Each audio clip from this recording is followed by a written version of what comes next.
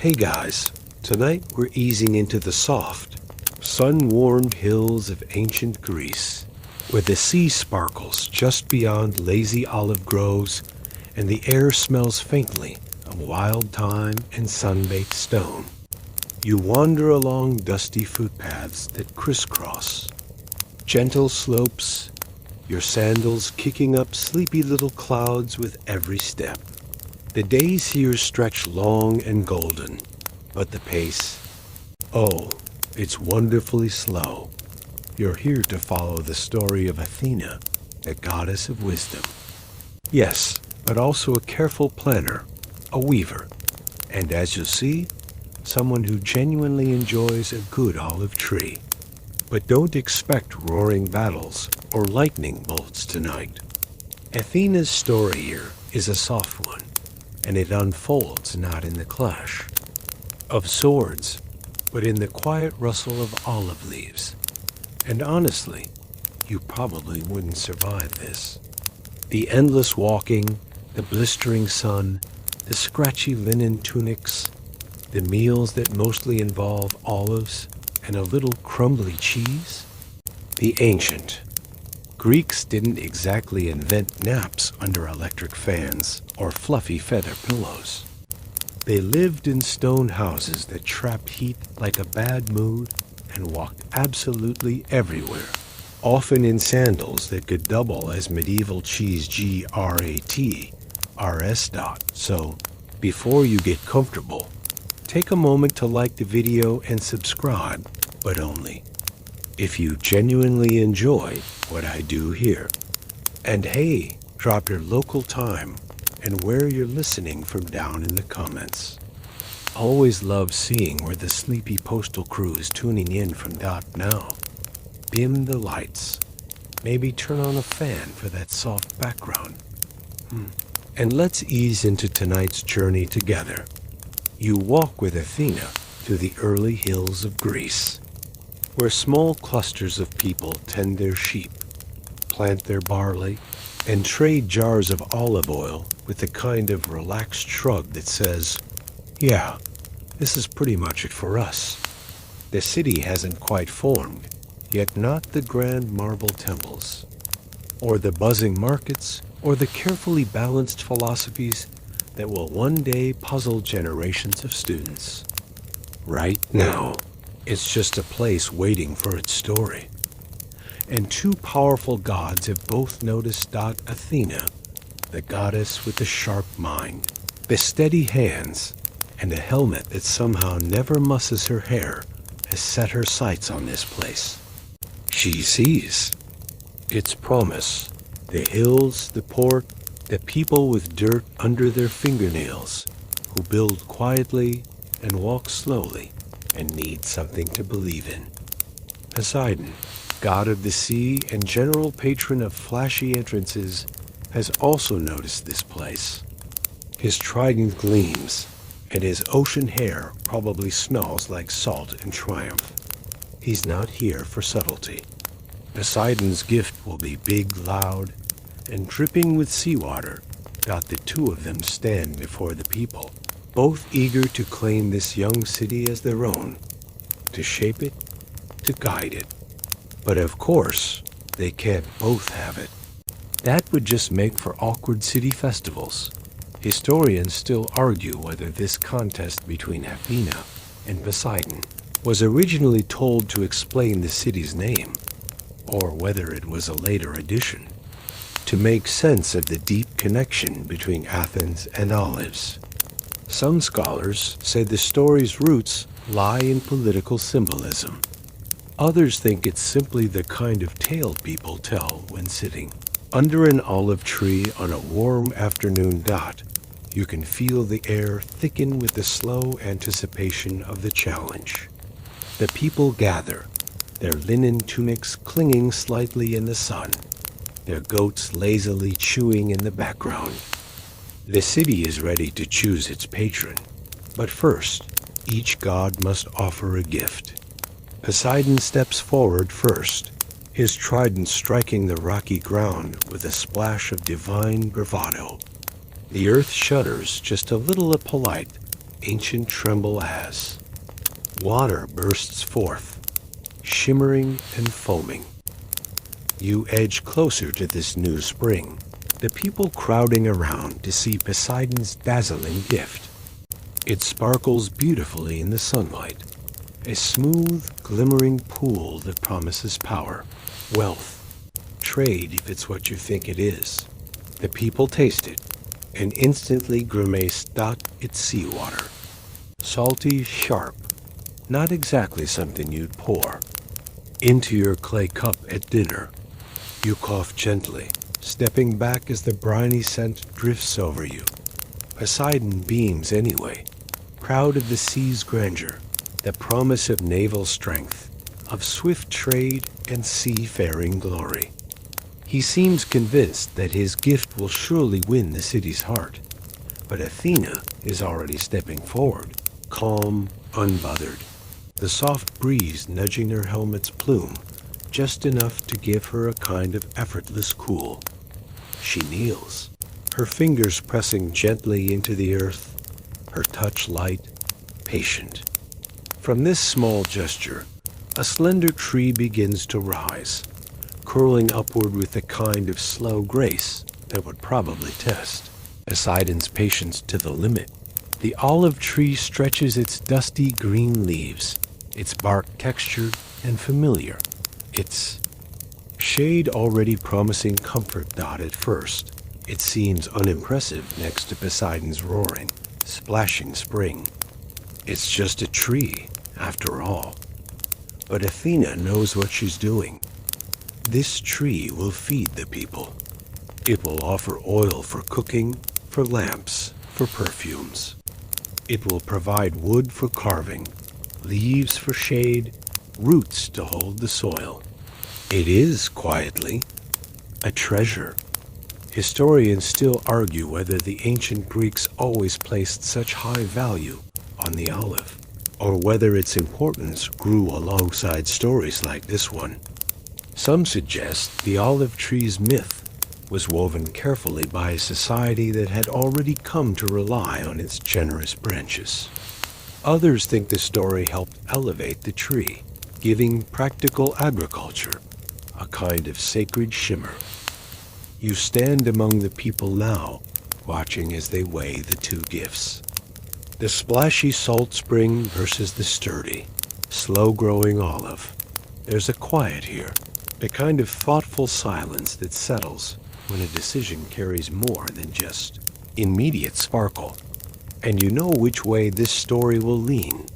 The people gather around the young olive tree, its silver-green leaves catching the sunlight like a soft shimmer, its slender branches reaching out as if already offering shade. You walk among them, hearing their murmurs, seeing their slow, thoughtful nods. The salty spring from Poseidon still gurgles nearby, but the excitement around it is already fading, like the fizz of a too-sour drink that no one really wants to finish. Poseidon doesn't seem to notice right away. He stands tall, his trident sparkling, his ocean blue robes trailing just so. He's still convinced the people will see the glory in his gift, the power of the sea, the promise of fleets and wealth and adventure. But the people keep turning back to Athena's tree.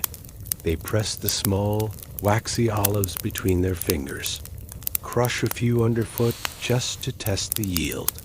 They talk about oil, about light, about food.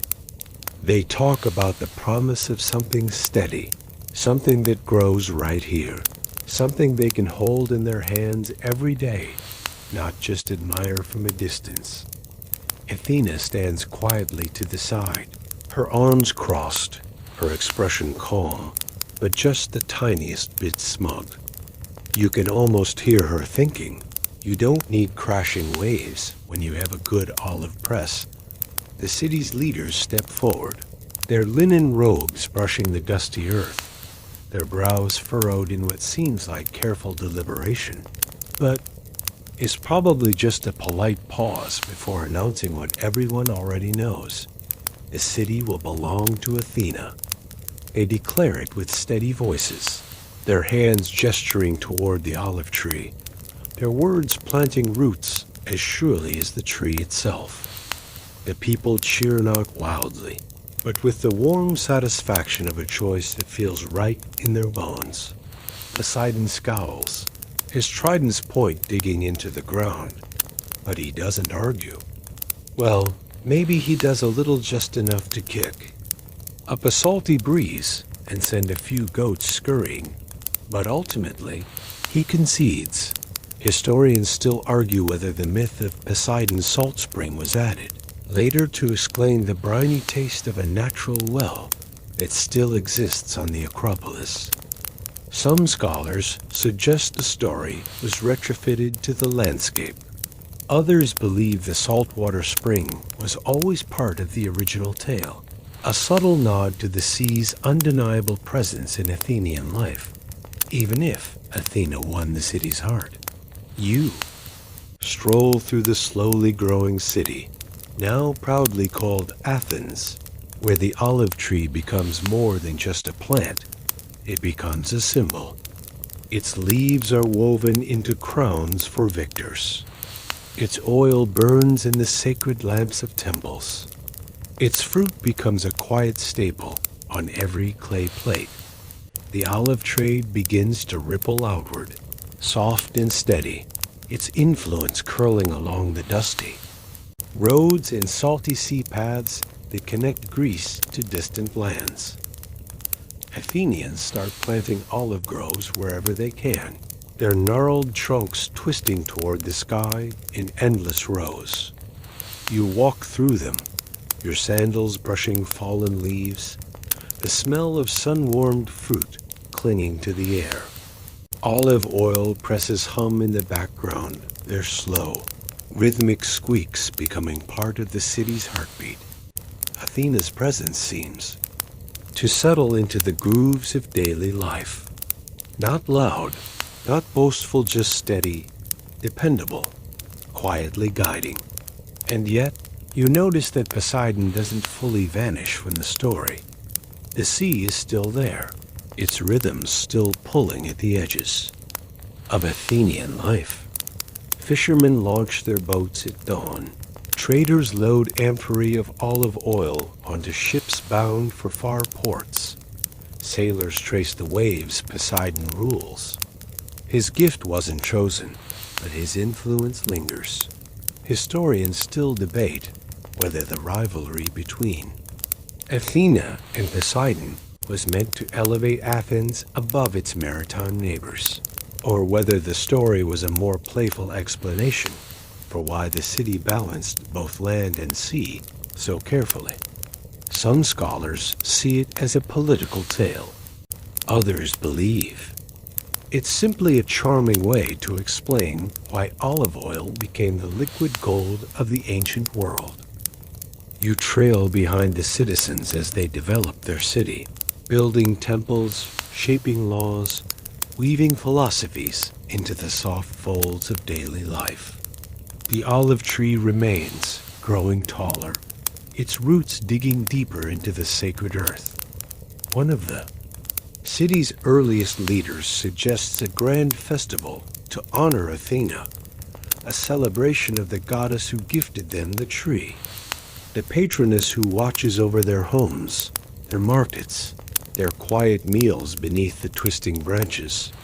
The Panathenea is born a festival with parades, athletic games, music, poetry, and naturally, offerings of olive oil.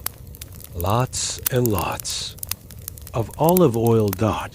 You follow the slow march of the festival procession, where huge jars of oil, known as amphorae, are paraded through the streets like shimmering prizes.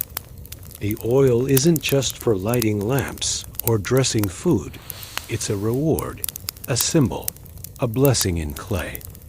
Athena's gift has rippled into every corner of Athenian life, from the sacred fires that burn in her honor to the prize jars given to victorious athletes.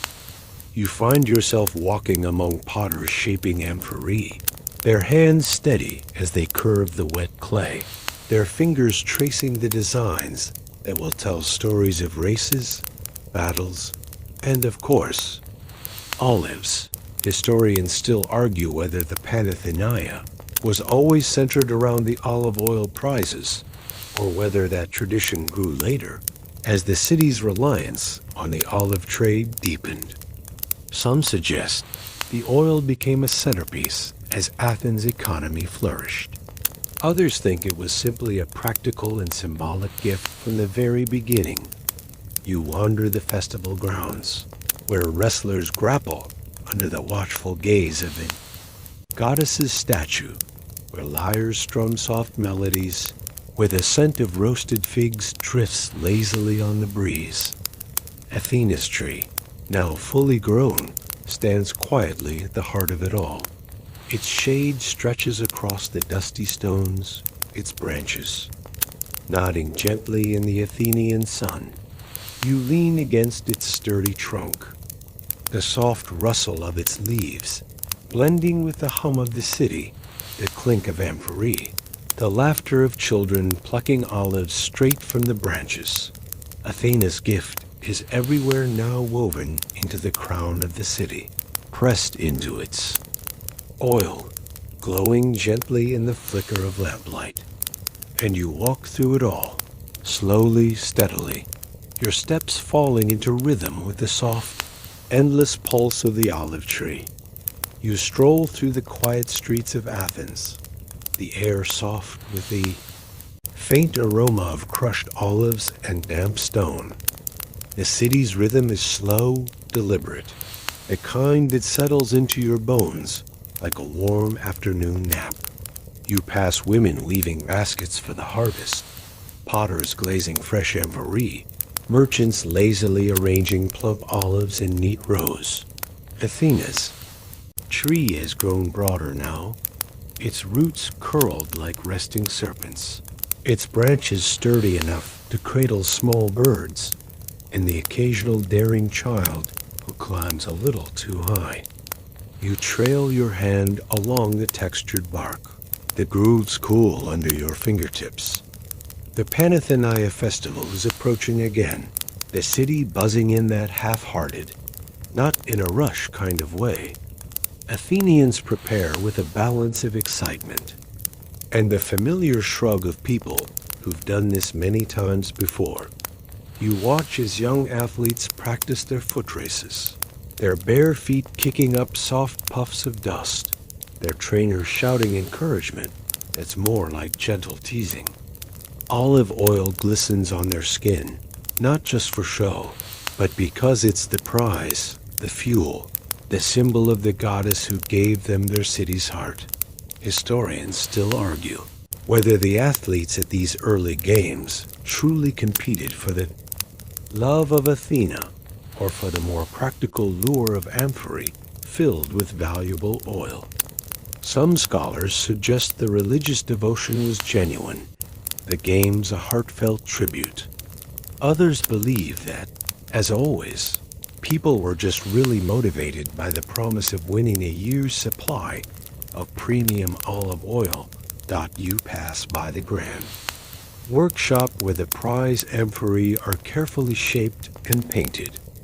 The potters work with a steady patience, their brushes whispering across the clay, tracing black figure images of athletes, horses, and of course, the olive tree. The amphorae themselves are as much trophies as the oil. They carry symbols of triumph, craftsmanship, and civic pride. You linger as the head potter explains how each amphora must bear Athena's image, her spear upright, her shield steady, as if watching over the games herself. It's not just decoration, it's a stamp of authenticity, a quiet reminder that this city belongs to her. You wander toward the Agora, the market square, where philosophers argue softly under the awnings, their words drifting like slow-moving clouds. Even here, in the casual shuffle of morning trade, the olive tree's influence hums. Merchants measure oil by weight and scent, amphorae balanced carefully on straw mats, prices debated with the same relaxed rhythm as the foot races. One elderly merchant, his beard flecked with flour from his morning bread, tells you that the best oil is judged by its taste and clarity, but also by the shape of the amphora, a belly just wide enough, handles curved like a lyre. He says the gods can taste the difference. You're not sure if he's joking. Historians still discuss whether the strict design of Panathenaic amphorae was a matter of tradition or state regulation. Some argue it was a formal decree to maintain consistency across the games. Others suggest it was simply the way potters always made them, a style that stuck because it worked and, frankly, looked good lined up in a dusty shop. You trail through the olive groves that unfurl beyond the city walls. The rows neat, the ground dry but welcoming. Farmers tend to the trees with quiet familiarity, their hands stained with the soft green of the harvest. They talk about the timing of pressing, about rainfall, about how the oldest trees yield the smoothest oil. The grove is peaceful, the kind of place where you can hear the breeze brushing past your ears, where your footsteps settle into the natural hush of a place that's been growing patiently for generations. Athena's gift isn't just about the tree anymore. It's about the community that has gathered around it, about the quiet networks of farmers, potters, merchants, and athletes who all in some way carry a little piece of her story in their hands. You rest in the shade of a particularly old tree, its trunk twisted into shapes that almost look like faces if you squint just right. You sip cool water from a clay cup, the grooves rough but familiar, the taste sweet from a nearby spring. Nearby, a group of children laugh as they try to crack olives with small stones, their fingers sticky, their toes dusted white. You remember the salty spring Poseidon left behind, still trickling somewhere on the Acropolis, still part of the story, even if fewer people seem to visit it now. Historians still debate whether that original olive tree was a real single tree, or whether it was more of a symbolic stand-in for the countless groves that spread across the Attic plain. Some claim the tree on the Acropolis survived well into the Roman era. Others suggest it was replaced several times, each new sapling simply accepted as a continuation of the first. You rise slowly, brushing olive leaves from your lap, and walk the quiet road back toward the city's center. The preparations for the Panathenaia are nearly complete now, processional routes swept clean, garlands woven, amphorae stacked in careful rows. The athletes oil their skin, the horses stomp impatiently, the musicians tune their lyres, the poets rehearse lines they've already forgotten and will probably improvise anyway. You stroll past the grand statue of Athena, its towering presence watching the city's slow preparations, the bronze gleaming in the soft sun. There's something reassuring about the pace here, nothing rushed, nothing shouted, just the steady, deliberate hum of a city getting ready to honor the goddess who gave them their tree, their oil, their quiet, steady symbol dot. And as you walk, you realize the story isn't really about a contest or a victory. It's about the gentle way something simple, like a tree, can root itself into the rhythms of daily life and quietly hold an entire city steady. You walk through the morning air as the Panathenaia festival finally awakens the city. The streets bloom with movement, banners unfurl lazily from balconies, and the soft clatter of pottery and sandals blends into the rising hum of festival day. You trace the wide, sun-warmed path of the great procession, where garlanded oxen plod, with the patient rhythm of beasts who know they aren't going anywhere quickly. Robe the peplous woven for Athena's statue rustles softly as it's carried toward the Acropolis. Its fabric glimmers faintly with threads of gold, stitched carefully by the city's women over the past year. The robe is a gift, but it's also a promise, a renewal of Athens' bond with its goddess, as if saying, "Hey, we're still here, still grateful, still wrapped in your olive-scented protection." Historians still argue whether the robe's decoration was purely ceremonial, or whether its patterns, often showing scenes of mythic battles, were subtle political messages stitched carefully into its folds. Some believe the images celebrated the city's triumphs. Others think they whispered warnings, reminders of the delicate balance between hubris and harmony. You meander through the crowds, the pace deliciously slow. No one seems in a hurry, not even the priests arranging their garlands, or the bakers stacking honey cakes in sweet, sticky towers. You brush past stalls where olive oil gleams in clay bowls, tasting faintly peppery on your tongue. It's the kind of oil they'll offer in sacred rites, but also the kind you drizzle over bread without thinking. There's a quiet joy here, children, clutching wooden toys, musicians plucking lazy melodies on lyres, old men pretending to judge the foot races, but mostly just gossiping about whose son is the fastest this year. You watch as the robe is lifted, higher, ready to be draped over the colossal statue of Athena Polius, the guardian of the city. The priests step carefully, their sandals brushing the stone steps, their voices low as they chant familiar phrases that hum just beneath the breeze. Statue itself stands tall and still, a steady presence wrapped in the scent of burning incense and the faint whisper of olive leaves. Her spear points skyward, her shield gleams, but it's the robe, soft and shimmering, that settles over her shoulders like the city's collective breath. Historians still debate whether the robe was actually placed on the ancient wooden cult statue, or whether it simply adorned a smaller representation used for the processions. Some suggest the original statue, possibly blackened by time and oil, was too fragile to dress.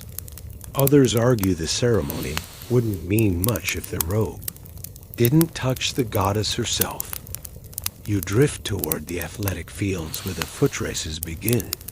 The young men, slick with fresh oil, toe the starting line, their muscles tensing, their breath steady. A judge raises his arm, drops it, and the racers bolt, their feet slapping the ground in a rhythm that seems both urgent and utterly casual. The prize? Not a laurel wreath, not a heap of coins, but amphorae filled to the brim with olive oil, their curves painted with Athena's image, like a personal signature. You overhear two merchants debating whether the winners will sell their oil or save it, and you wonder if some of them race more for the bragging rights than the actual prize. The oil is valuable, but stories, you think, are sometimes worth more. Historians still discuss whether the oil awarded in the Panathenaic Games was strictly ceremonial, or whether it circulated widely in trade afterward. Some records suggest that winning oil could set an athlete up for years. Others argue the oil was often gifted, quickly spent in quiet acts of gratitude. You walk alongside the chariots as they rumble through their races, their wheels creaking, the drivers' voices sharp, as they coax their horses around tight corners. Dust rises lazily, catching the sun, settling on your arms like a thin, warm film. You pause to sip water from a communal jar, its rim cool, its clay sweating slightly in the shade. The woman beside you munches on figs, sharing one with her young. Sun, who watches the chariots with wide, blinking eyes. The city isn't just honoring Athena, it's breathing in her story, tasting it, wearing it in the soft folds of the robe, feeling it in the oil slicked across bronzed skin. You wander toward the poet's stage, where a man with unruly hair recites verses about the founding of the city, his voice slow, his gestures broad, as if pulling the story from the very stones. Beneath him, he tells the tale of the contest, the salty spring, the olive tree, the moment Poseidon's trident cracked the rock and Athena's branches unfurled. He plays up the drama, of course, but he lingers on the olive tree, describing its silver-green leaves, its twisting roots, the quiet power it carries. Historians still argue whether the story of Athena's gift began as an actual civic myth tied to the Panathenea, or whether it was woven later, carefully embroidered into the city's narrative to strengthen Athens' connection to its patron goddess. Some scholars think the tale evolved alongside the games, growing with each generation. Others believe it was always there, as old as the stones themselves. You settle into the shade of a fig tree, letting the poet's voice drift over you like a soft breeze, his words curling around the sounds of merchants packing up their stalls, and the slow footsteps of tired athletes wandering home. The Panathenea will continue tomorrow, but for now, the city leans into the comfortable weight of tradition, of stories told and retold, of olive oil warming in the afternoon sun. And as you rest, you realize that the real prize, the real gift, is the story itself woven into robes, pressed into oil, etched into the soft dust of the racing grounds. You stroll along the winding streets of Athens, letting the gentle slope of the Acropolis fade behind you as the city hums into the long afternoon. The scent of warm stone, baked figs, and dusty olive branches clings to the air. Somewhere nearby, a potter's wheel creaks lazily, spinning stories onto fresh clay.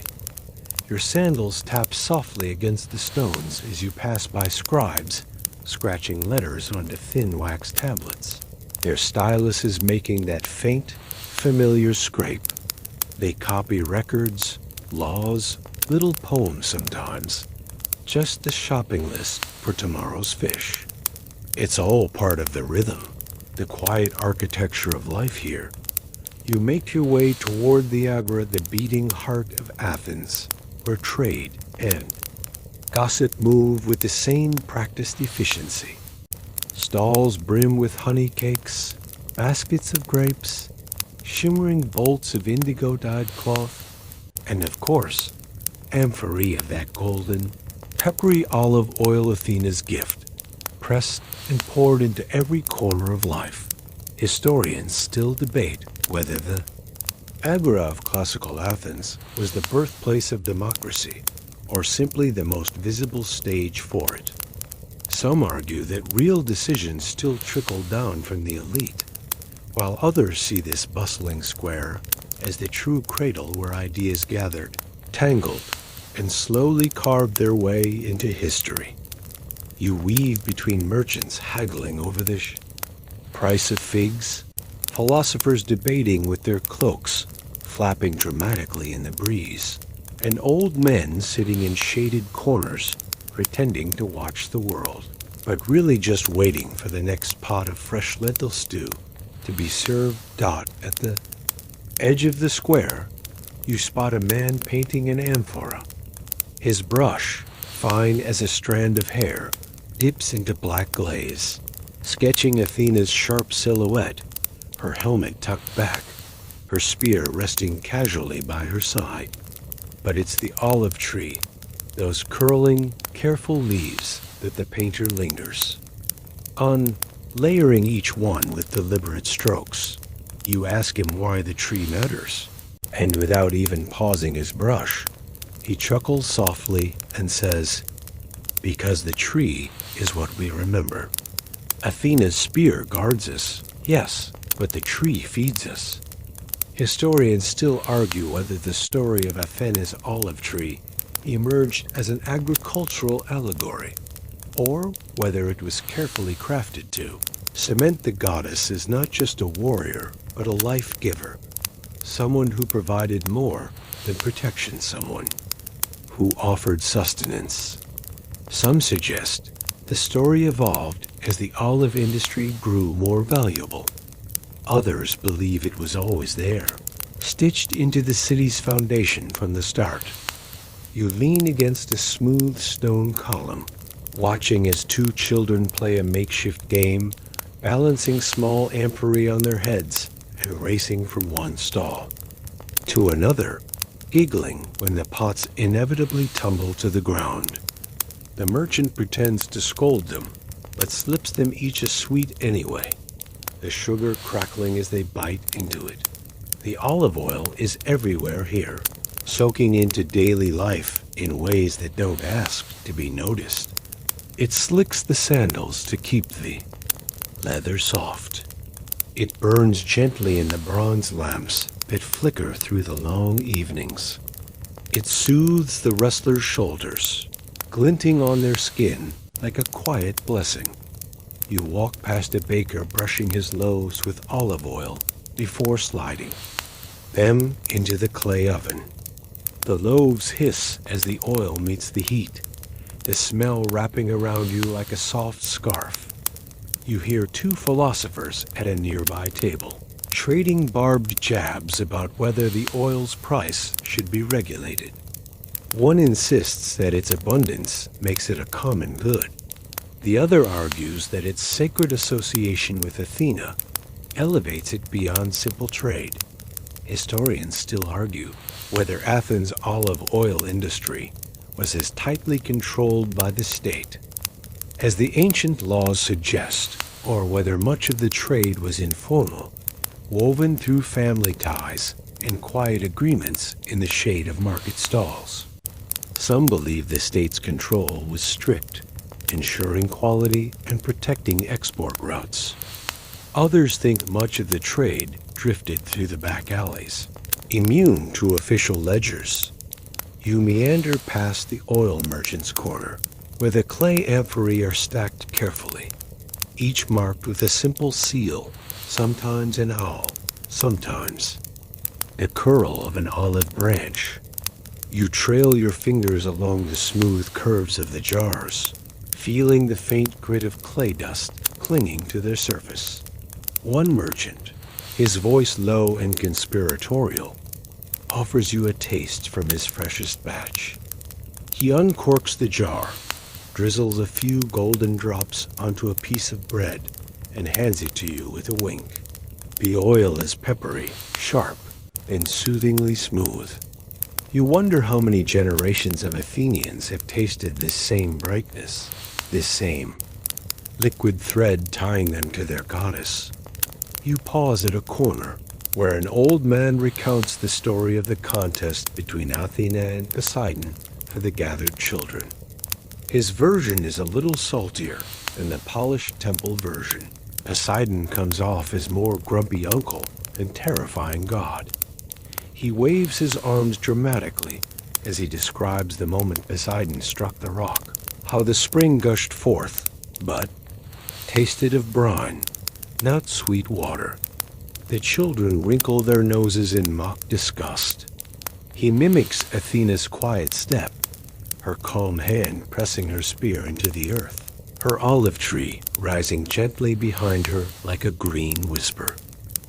Historians still debate whether the salt spring on the Acropolis is the very one said to have been Poseidon's gift, or whether the association came later, retrofitted into the geography to anchor the myth. Some scholars suggest the springs. Location was too convenient to ignore. Others think it may have always been a sacred spot, its story shaped by the needs of the city. You follow the storyteller's meandering tale until the children scatter, lured away by the clatter of a potter's wheel and the promise of honey cakes. The sun tips lower now, stretching long shadows across the agorist stones. The merchants begin to pack their wares, tying baskets with frayed rope, stacking jars with practiced hands. The scent of olive oil lingers, warm and familiar. You trace your way back toward the winding paths, the scent of baked bread and sun-warmed figs curling softly behind you. You move through the quieter streets now, away from the clatter of the Agra, your sandals brushing over dustier paths, the stones more uneven here, but worn smooth by 1,000 careful feet. The air smells of old timber and drying linen, the hum of the day beginning to settle into the soft, familiar rhythm of evening dot as you wander past houses with their wooden shutters cracked just enough to let the breeze through. You catch the scent of oil lamps flickering to life inside. The olive oil burns steadily, the flame golden and calm. It's not grand, not loud, just the kind of quiet glow that wraps a home in a soft, steady heartbeat. You find yourself near a grove now, tucked behind a crumbling stone wall, where the olive trees lean with the weight of years, their trunks gnarled, their leaves shivering gently in the breeze. There's something patient about these trees, something that feels like they've been listening to stories for centuries, their roots curling slowly around the memories of the city. Historians still argue whether some of the ancient olive trees near Athens are the direct descendants of Athena's mythical tree, carefully tended and protected over generations, or whether those claims are more poetic than factual. Some scholars insist the lineage is real, traced through careful cultivation. Others suggest it's a charming story that the trees, quite naturally, have happily grown into. You wander between the rows, your fingertips brushing over the silvery leaves. The olives here aren't ripe yet, still firm and bitter. You pluck one anyway, roll it between your fingers, and remember that raw olives aren't the buttery, pleasant bites you find in the market.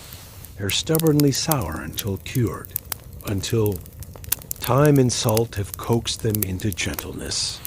There's an old woman seated near one of the largest trees, her hair tucked beneath a faded scarf, her hands busy weaving a basket from long, pliable reeds.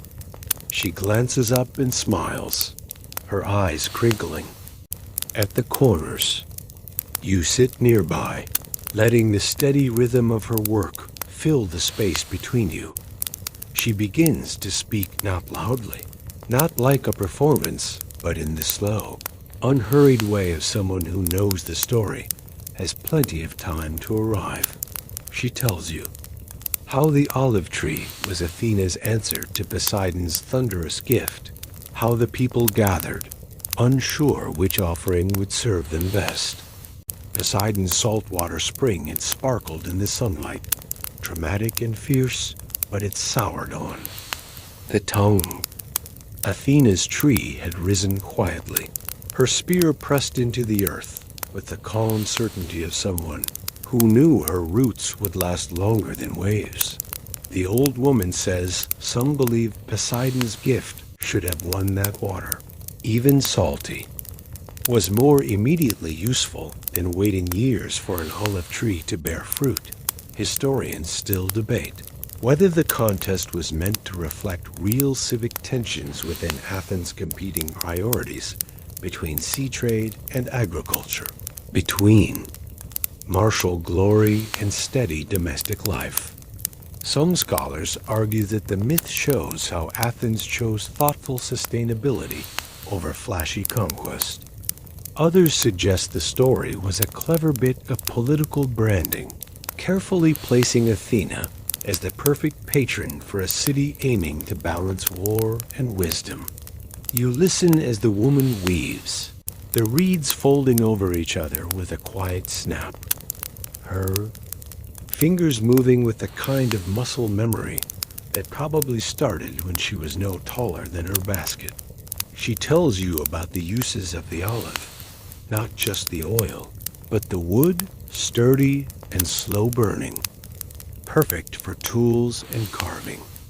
She speaks of the pressed oil that soothes aching joints, of the lamps that flicker safely through the night, of the smooth, satisfying click of an olive pit as it rolls across a worn tabletop. You wonder whether Athena, sharp-eyed and calculating, knew all of this when she offered her tree. You can almost picture her stepping back, arms crossed, letting the people of Athens weigh the gifts, knowing that her olive tree wasn't just a snack, it was a lifetime of uses stitched into one. Simple plant. You hear a soft, teasing voice nearby, two boys arguing over who can climb the tallest tree without slipping. The younger one scales the gnarled trunk with surprising ease, his feet finding notches in the bark as if he's been practicing this route his whole life. The older one follows, slipping a little but catching himself, grinning down at you as if to say the race is still on. Their mother calls out from a nearby house, her voice only half serious, as she warns them not to ruin their tunics or break the branches. The boys laugh and scramble higher anyway, olive leaves raining down like quiet confetti. Historians still argue whether the olive's economic importance to Athens began with the myth, or whether the story was woven later to explain the city's devotion to the crop. Some suggest the tree became sacred first, then useful. Others think its usefulness inspired its sacred status, a story blossoming from practicality rather than divine intervention. You help the old woman carry her finished basket toward her doorway, the woven reeds warm from the sun. She thanks you with a soft nod and offers you a handful of cured olives, their brine still clinging to the skin. You pop one into your mouth and taste the soft salt, the tender oil seeping gently onto your tongue. The olive's journey from tree to table is never rushed. It waits, it soaks, it softens over time. You think Athena would approve of that kind of patience. You step away from the grove as the light tilts toward the soft gold of evening, your footsteps brushing through fallen leaves. The city stretches quietly before you now, its rooftops tipped in amber, the scent of wood smoke curling gently into the air. The olive trees rustle behind you, their leaves whispering secrets you'll probably never fully understand. But that's all right. Some stories, like some fruits, are best when you let them take their time.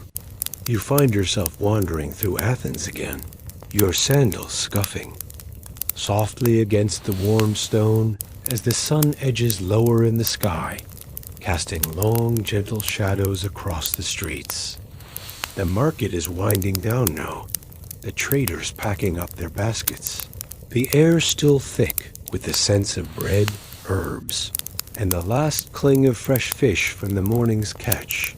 The olive oil merchants are the slowest to leave, carefully, corking their amphorae, brushing the dust from the jug's curved sides, and exchanging lazy farewells with their neighbors. You trail past their stalls, noticing how some amphorae are marked with Athena's crest, a little owl, round-eyed and steady-pressed into the clay. It's a soft reminder that the olive trade isn't just commerce here. It's devotion. Historians still debate whether the association between Athena and the olive trade was formalized through strict laws, or whether it grew naturally from cultural reverence. Some suggest that the state controlled olive oil production with a firm grip, weaving sacred duty into agricultural policy. Others argue that while the symbolism was strong, much of the trade was practical, a simple necessity of Athenian life. Meander toward the edge of the city, where the Panathenaic Way curves in a slow, thoughtful arc leading to the grand temples and the towering statue of Athena herself. The roads here are smoother, swept more frequently, the kind of pathway meant to carry processions, slow-moving rivers of priests, citizens, and even a few lucky foreigners, all moving in careful rhythm toward the heart of the city's festivals. Panathenaic Festival, you hear whispered by a passing pair of young women, is coming soon. Their arms are looped together, their baskets heavy with fabric, and they giggle about the grand robe, the peplus, that must be woven for Athena's statue. Every 4 years, the city presents the goddess with a new robe, embroidered with scenes of her victories, her wisdom, her steady presence in the lives of the Athenians. Historians still argue whether the festival's grandeur was a civic necessity to bind the city together, or whether it grew from genuine, heartfelt devotion. Some scholars suggest the rituals became so elaborate that even those less spiritually inclined were swept into the festivities simply for the spectacle. Others believe the festival remained a core expression of gratitude, a pulse of sincere reverence in the life of the city. You follow the two women as they drift toward the weaving quarters, their baskets swinging at their sides. The air here smells faintly of dye-deep indigo, sharp saffron, the soft bite of vinegar used to set the colors. You see rows of looms in the shaded courtyards, the threads stretched taut like harp strings, the weaver's fingers plucking the patterns into place. You pause to watch the threads slowly bloom into shapes tiny owls, olive branches, the looping, swirl of waves. The weavers chatter softly, their feet working the treadles, their hands steady as they weave not just cloth, but story. You hear one older woman explaining how Athena's first gift, the olive tree, changed everything for the city, not just because it provided oil, but because it provided time. With oil lamps, the Athenians could work, read, and weave into the evening. The nights stretched longer. The city's heartbeat ticked further into the dark. Historians still debate whether the spread of oil lamps in Athens significantly shifted daily life, or whether most people continued to live by the sun's rhythms. Some believe the lamps reshaped social spaces, encouraging longer gatherings and evening work. Others suggest that while the elite may have lingered later into the night, most of the city still rose and slept with the sun. You sit near the loom, the quiet clack of wooden frames forming a soft, steady rhythm around you. One young weaver hums a simple tune as she works, the kind of melody that sticks in your head even though you can't remember where you first heard it. She tugs the shuttle through the threads, the pattern slowly revealing a story, a small, careful olive branch curving across the fabric, each leaf stitched with delicate patience. You lean in and trace the edge of the woven branch with your fingertip. It's not just a decorative flourish, it's a promise, a soft reminder that the olive tree, with its slow-growing roots and stubborn branches, has been part of the city's skin for as long as anyone can remember.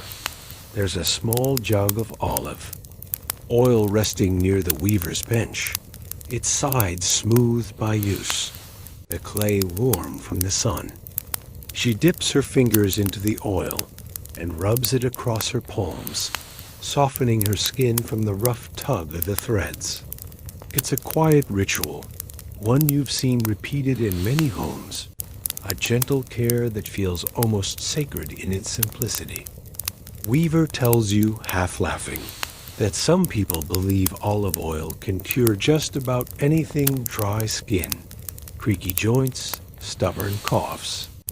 She shrugs, as if to say, maybe it's true, maybe it's not, but either way, it feels good. Historians still argue whether the medical uses of olive oil in ancient Athens were widely effective, or simply a cultural habit passed down with quiet faith. Some believe its application for wounds and skin ailments had genuine soothing properties. Others think its role was more symbolic, a comforting balm that worked as much on the mind as on the body.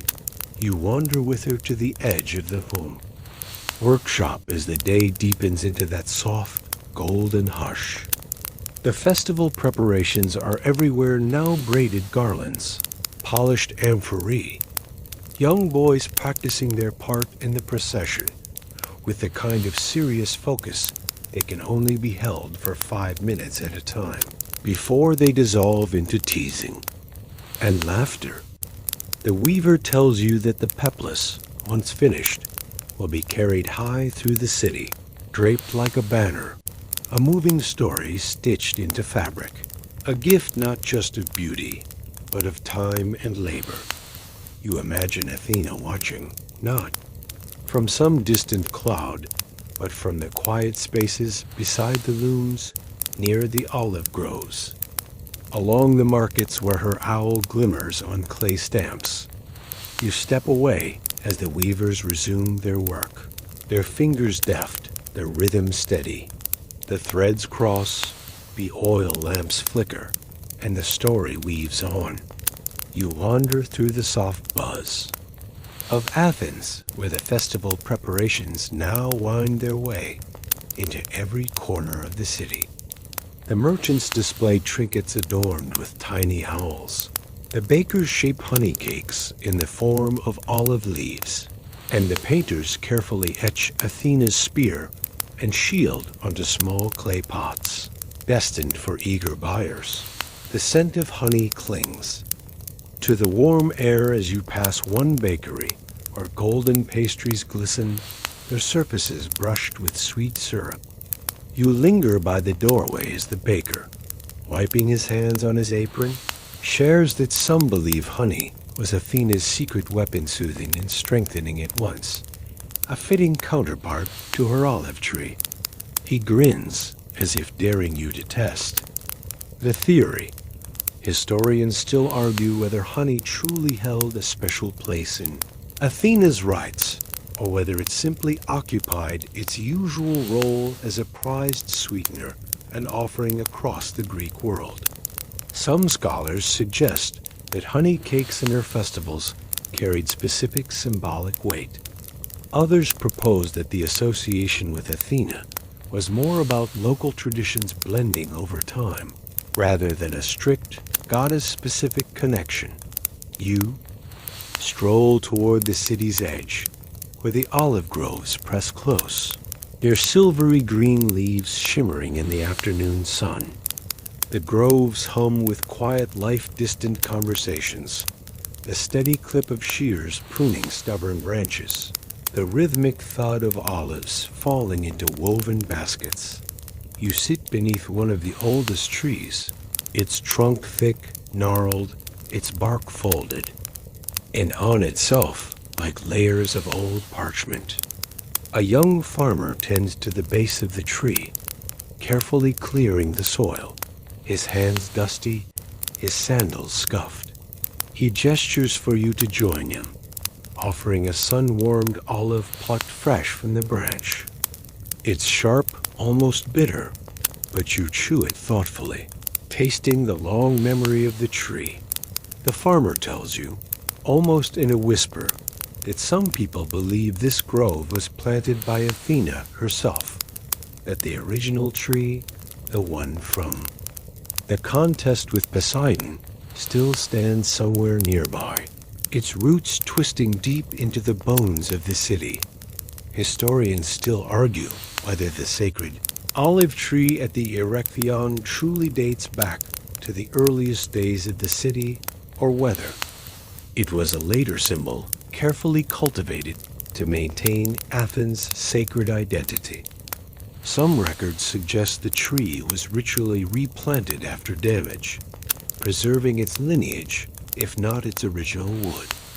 Others believe the story of the tree's miraculous endurance is more poetic than factual. You walk slowly through the grove, brushing your fingertips against the cool leaves, listening to the soft rustle as the breeze weaves its way between the branches. The olive trees grow patiently, their limbs sprawling, their fruit stubbornly small and dense until pressed for oil dot. The farmer explains that olives, unlike many other crops, require time years, sometimes decades before they bear enough fruit to sustain a harvest. They are not for those who chase quick reward. They are for those who trust the slow hands of seasons, who plant knowing they may never see the fullest bloom of their work.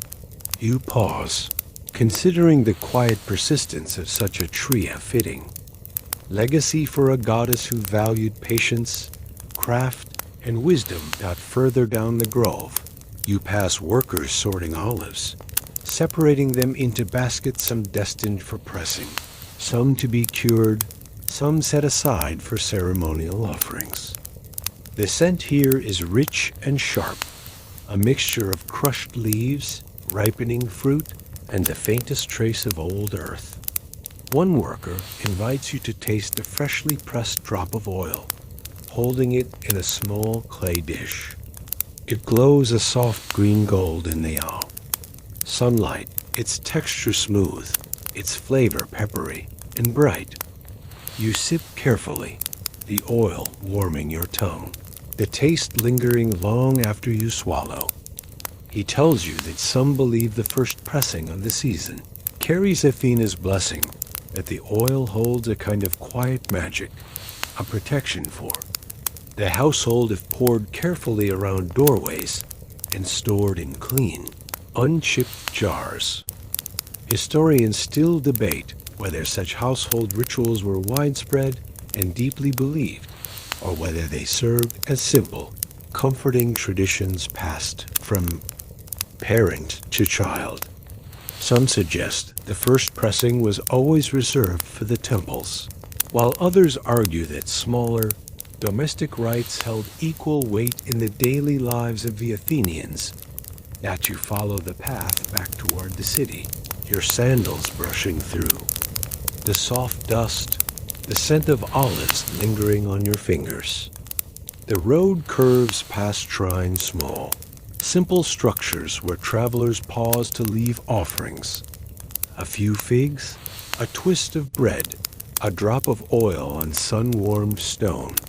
You stop at one, the modest figure of Athena carved with careful, almost affectionate detail. Someone has draped a garland of fresh leaves over her spear, the flowers wilting slightly in the heat, but still clinging stubbornly to their shape. You leave a small olive beside the statue, a quiet thank you, a soft gesture of appreciation. No grand declarations needed here, just the steady rhythm of life, folding gently around the goddess's presence. You pass a small gathering near a well, where an old storyteller is recounting the tale of Athena's contest with Poseidon. His hands carve the air as he speaks, his voice soft but lively, weaving the familiar story with small flourishes and humorous asides that draw easy smiles from his listeners. He jokes that Poseidon's trident left a puddle so salty that even the goats refused to drink it. He winks, suggesting that perhaps that's why goats still give side-eye to the sea. The children giggle. The adults shake their heads fondly, but all lean in to hear the rest. Historians still argue whether such local, casual storytelling held more influence over the people's understanding of the myths than the grand, temple-endorsed versions.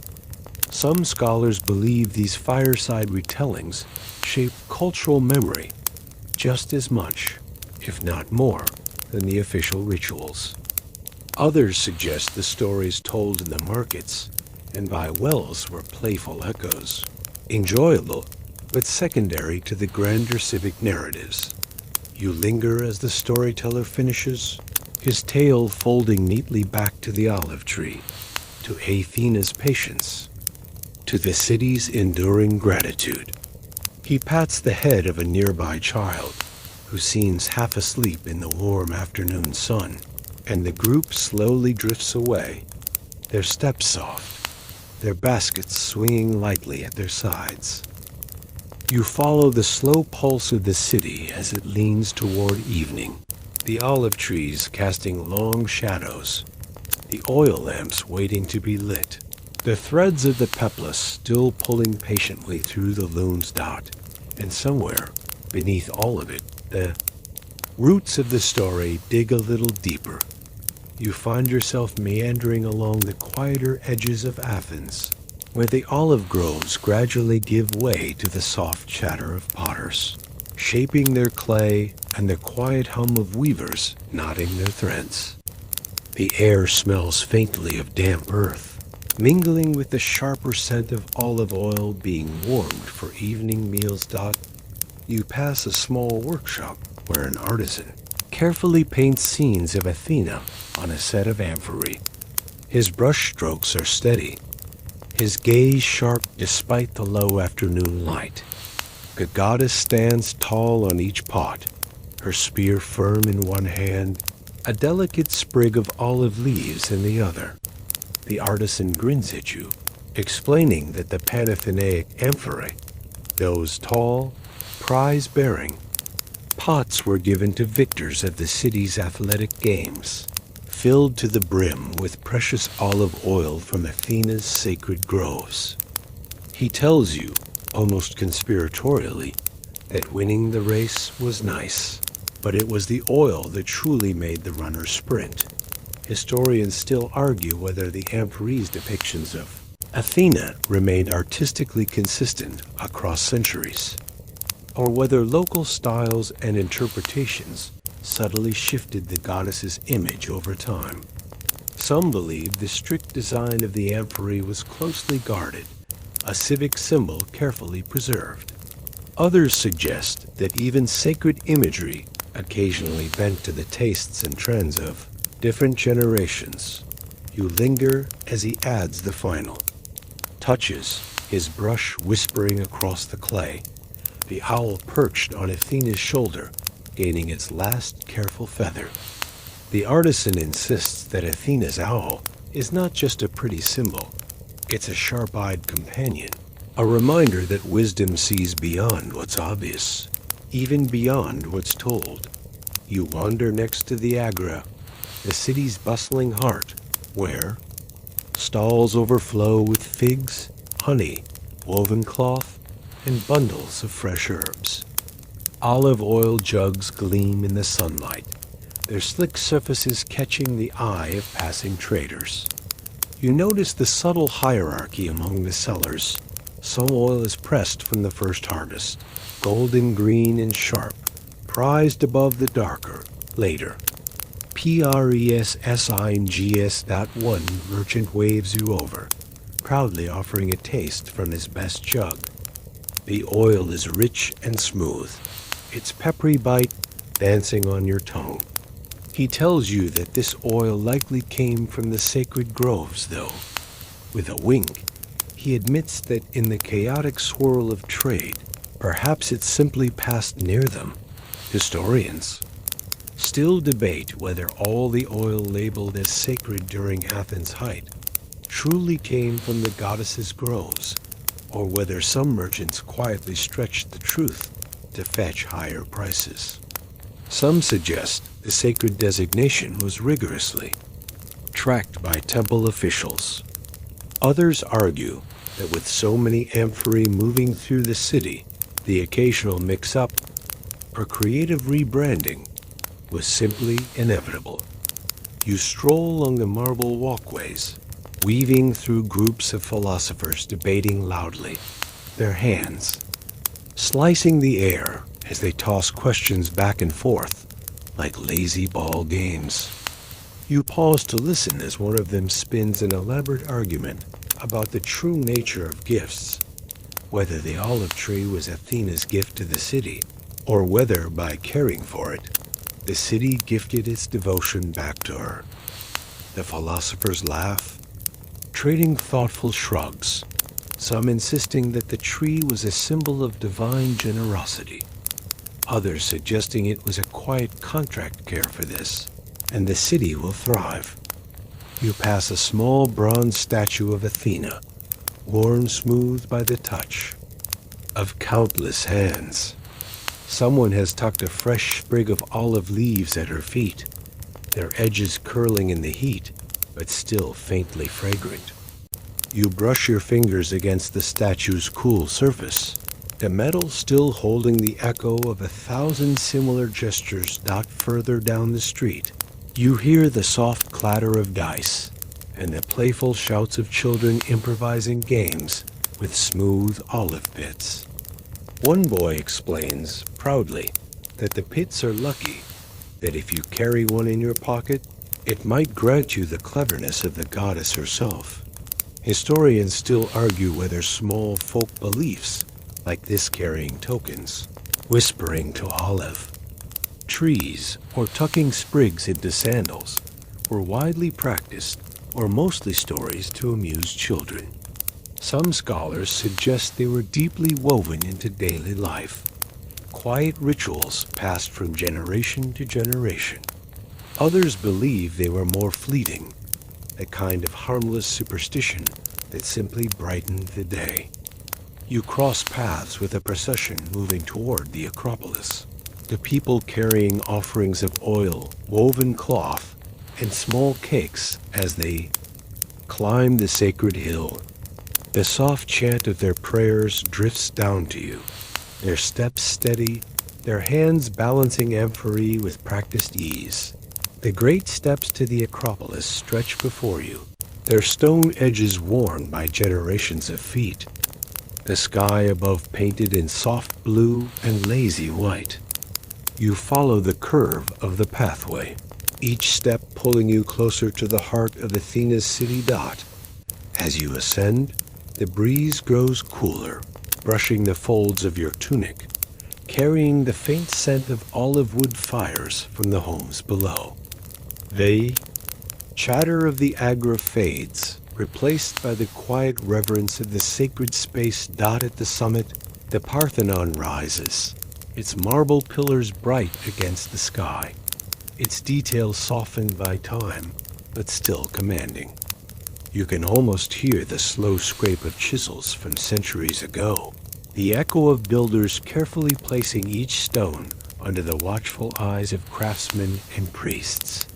You wander near the sacred olive tree, its trunk twisted and thick, its leaves shimmering like soft silver coins. A priest tends to the base, clearing debris, pouring a measured circle of oil at the roots, a quiet offering to maintain the bond between goddess and city dot. The priest explains that though the tree has weathered storms and invasions, though it has been damaged and replanted over the centuries, the Athenians believe it has never truly died. Each new branch carries the story forward, a living thread unbroken. Historians still debate whether the original sacred olive tree survived in continuous lineage, or whether it was carefully replaced to preserve the myth's presence. Some argue that the tree's symbolic continuity mattered more than its physical age. Others suggest the Athenians took great care to maintain the very same roots, to protect what they believed was Athena's direct gift. You rest in the shade of the tree, the soft murmur of prayer surrounding you, the rustling of leaves a gentle lullaby.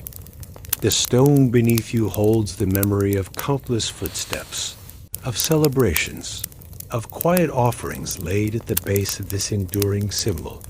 You close your eyes briefly, breathing in the mingled scents of olive, stone, and distant honey cakes. And you feel the steady, quiet heartbeat of a city forever shaped by the patience of a single tree. You wander further through the sacred spaces atop the Acropolis, your sandals brushing over the smooth stones warmed by the sun.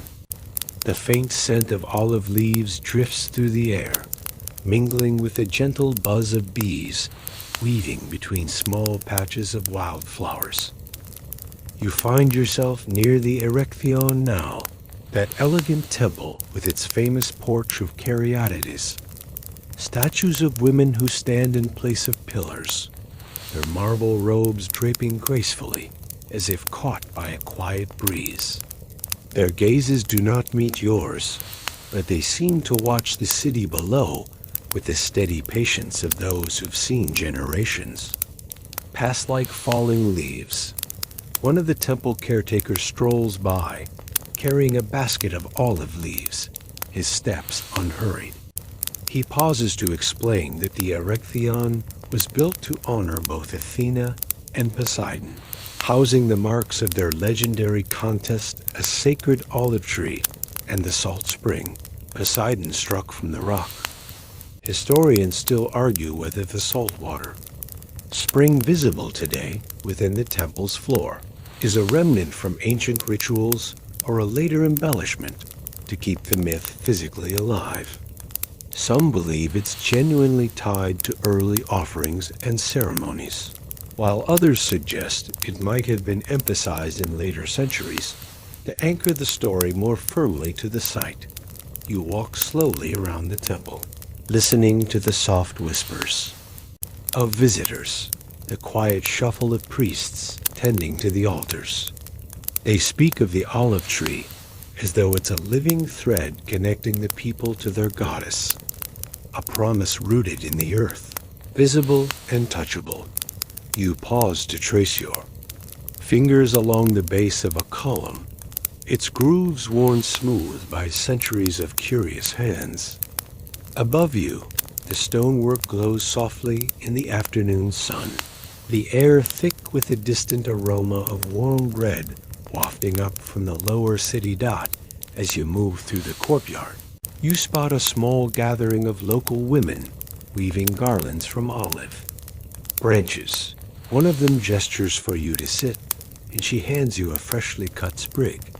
Her hands move with quick, practiced ease as she braids the leaves into a delicate crown, explaining that such garlands are often worn during the Panathenaic festival, the grand celebration held in Athena's honor every 4 years. Historians still debate the precise origins of the Panathenaic festival, whether it grew from earlier harvest rituals or whether it was carefully developed to unite the city's various factions under a single shared devotion. Some believe it was always a blend of politics and piety. Others suggest it evolved more gradually, absorbing local customs into the larger civic spectacle. You help weave a garland, your fingers clumsy at first, but gradually finding a steady rhythm, the leaves soft and pliant beneath your touch. The women laugh kindly at your attempts, sharing stories of past festivals, the grand processions, the intricate peplous robe offered to Athena, the roaring cheers during the athletic games. They tell you that olive oil from the sacred groves was given to the victors not just as a prize, but as a blessing, a direct link to Athena's favor. The oil would be used carefully, some poured in offerings, some traded, some rubbed into the shields of warriors for luck and protection. You leave the weavers and find yourself meandering back through the winding streets of Athens, where small workshops buzz with the steady clink of chisels and the soft sweep of brooms pushing olive leaves from the doorways. The city hums in its slow, comforting rhythm. A potter lifts a jar from the kiln, its glaze still shimmering with heat. A boy dashes past, clutching a basket of figs, his feet barely brushing the ground. And the ever-present scent of olive oil drifts like a gentle thread, stitching the streets together. You pass a small shrine, tucked into the corner of a bustling street, where passers-by pause briefly to lay down tiny offerings, sprigs of herbs. A coin, a simple smear of oil across the stone. The shrine bears the worn image of Athena, her helmet slightly tilted, her expression both fierce and oddly kind. A local elder tells you that shrines like this dot the city like quiet punctuation. Marks, everyday reminders of the goddess's protection. He grins as he tells you that some merchants still murmur, thanks to Athena, before they weigh their goods, just in case her owl happens to be watching.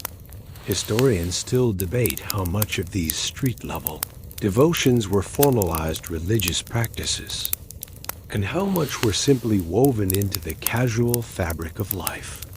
Some argue that these small rituals carried significant weight in the daily religious landscape. Others believe they were more about habit and tradition, small gestures that quietly softened the rough edges of the day. You follow the elder's slow steps to a nearby market stall, where empery gleam in the sunlight, each carefully labeled, with the type of oil inside. The merchant eagerly points out the best of his stock, the oil pressed from the earliest harvest, with a peppery bite and a deep green hue. You sip a small taste offered from a shallow clay dish, the flavor smooth and complex, with a faint sharpness at the back of your throat.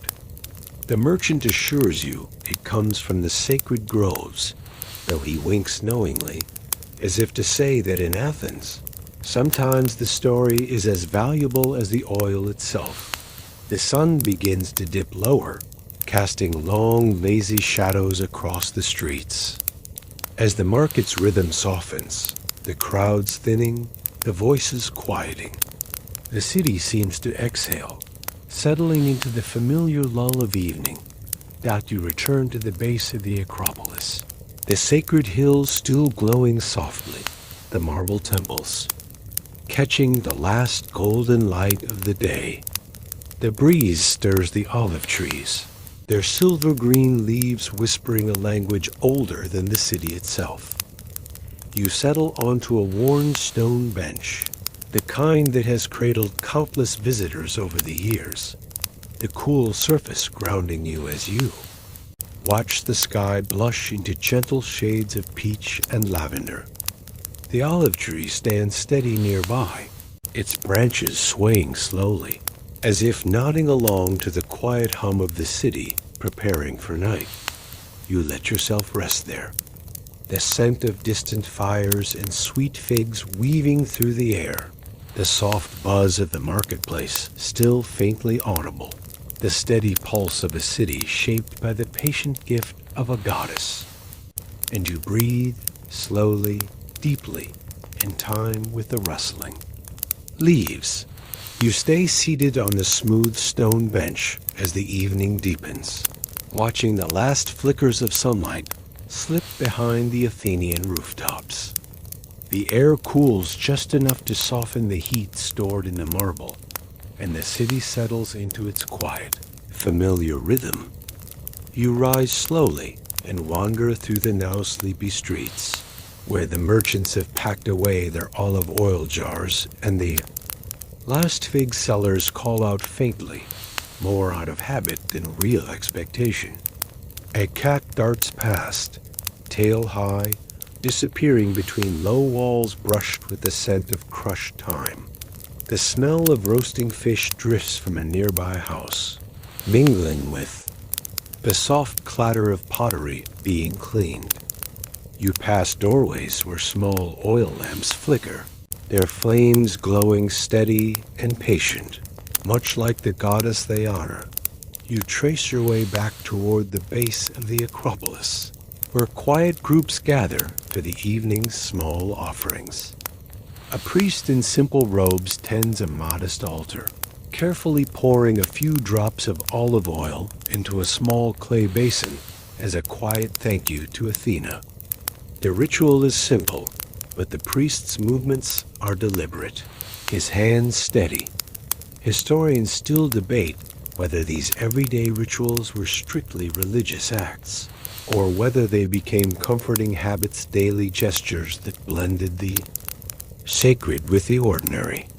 Some suggest the people of Athens lived in constant mindful reverence. Others argue that these rituals simply became part of the background rhythm of life, like checking the weather or lighting a lamp at dusk. You approach the altar and the priest nods in quiet invitation.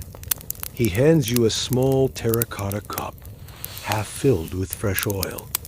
You pour it carefully, watching the golden liquid catch the lamplight before it pools into the basin. The scent is earthy, sharp, and faintly sweet.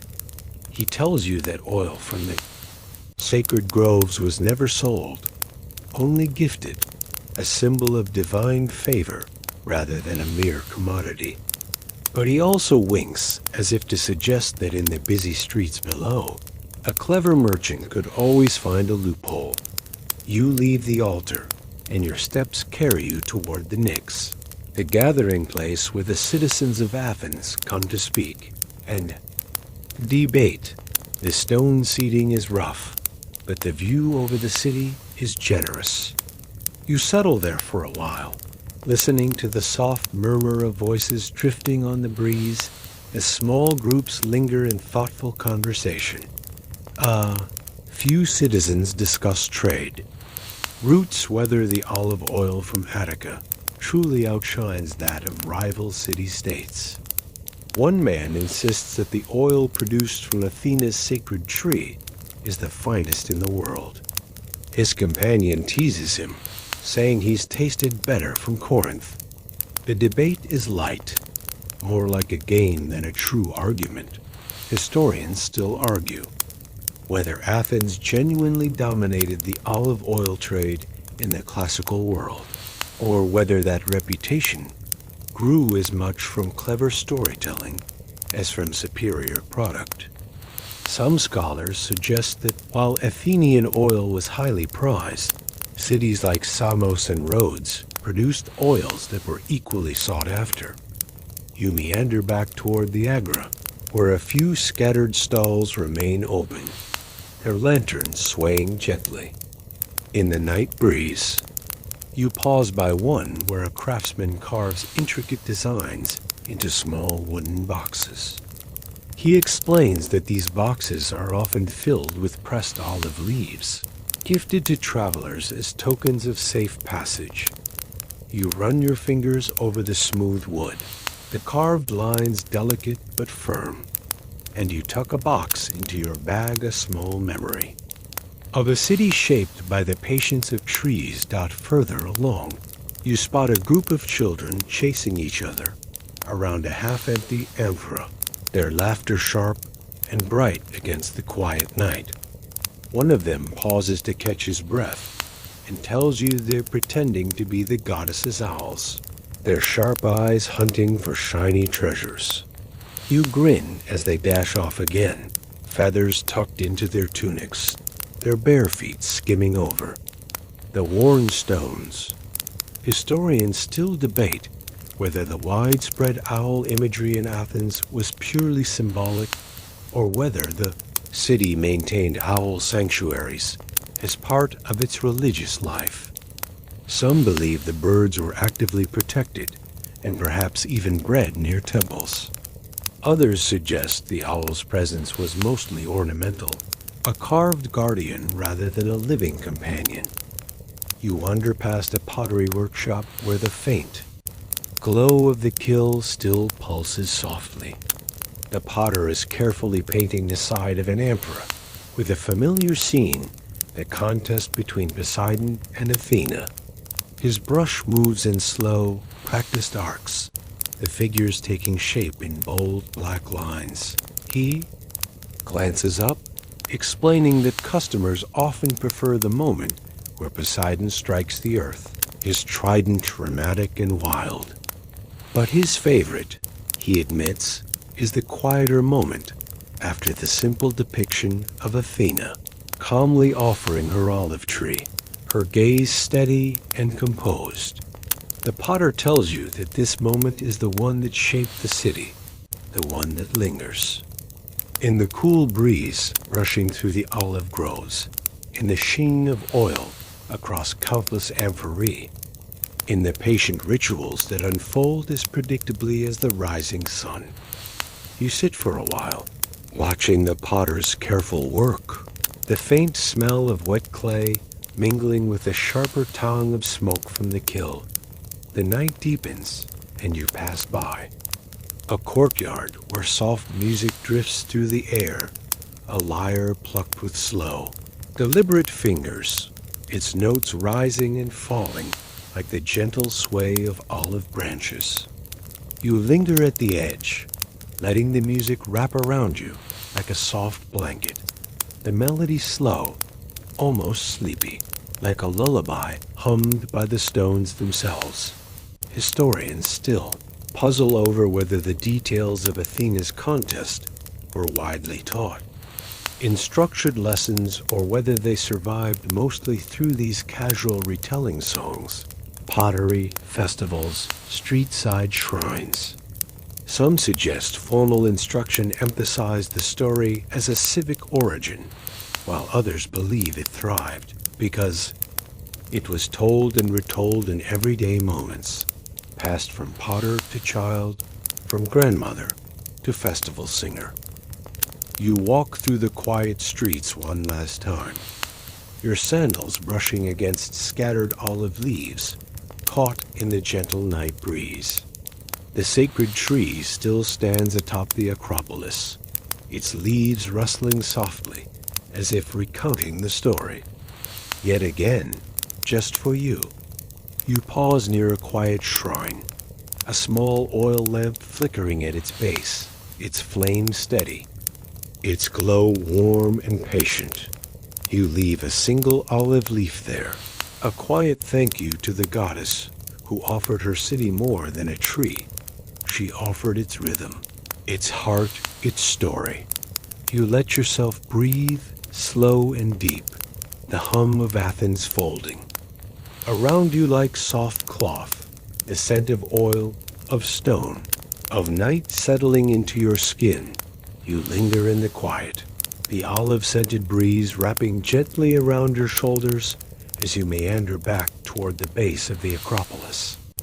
The city has settled now, the hush of night blanketing its rooftops, the stones still faintly warm beneath your feet dot as you walk. You pass a narrow alley where an old woman carefully braids small olive branches into a delicate crown. She hums softly, her fingers nimble despite their age, the crown taking shape with the kind of patience that feels like a story unfolding in her hands. She tells you the wreaths are often left at small shrines or given to runners in local festivals. You ask if she makes many for the Panathenaic Games, and she smiles, tapping her temple, saying, "Only the best runners wear crowns this light." She wraps the finished wreath carefully in soft cloth, her movements as slow and steady as the ancient city itself.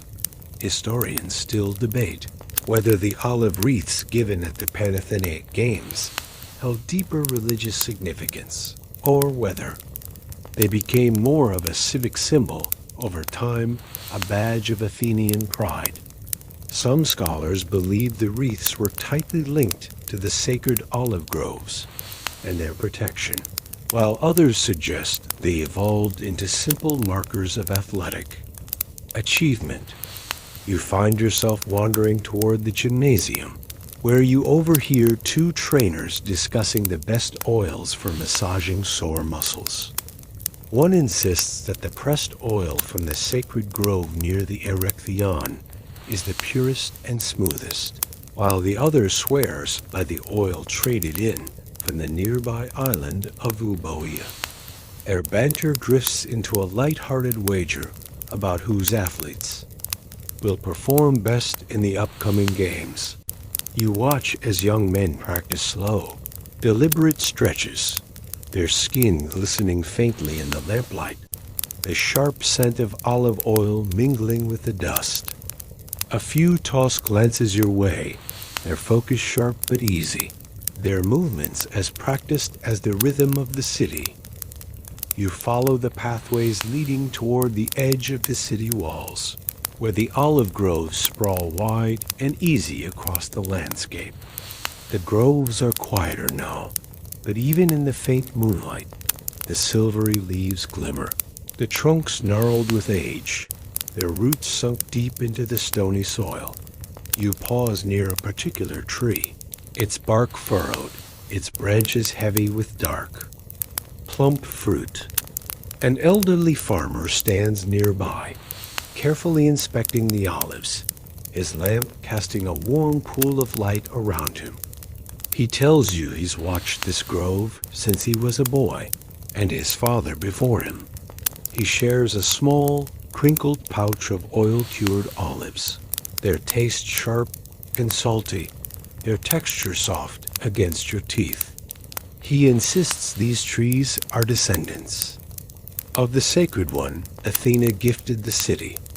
Historians still argue whether the olive trees surrounding Athens were all descendants of that original tree, or whether this was a story Athenians told themselves to preserve a sense of divine lineage.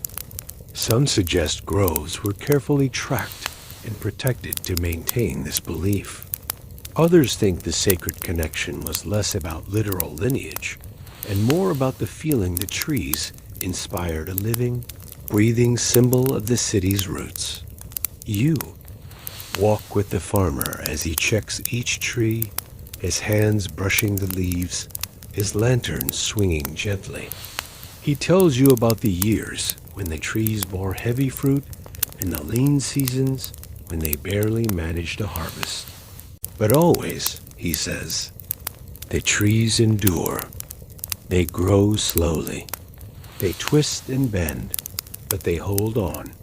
The slow resilience of the olive tree becomes a quiet echo through his stories.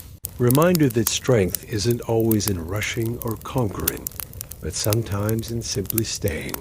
You follow him back to his cottage near the grove, where his grandchildren doze in soft piles near the hearth, and a small pot simmers with olive stew, the scent rich and familiar.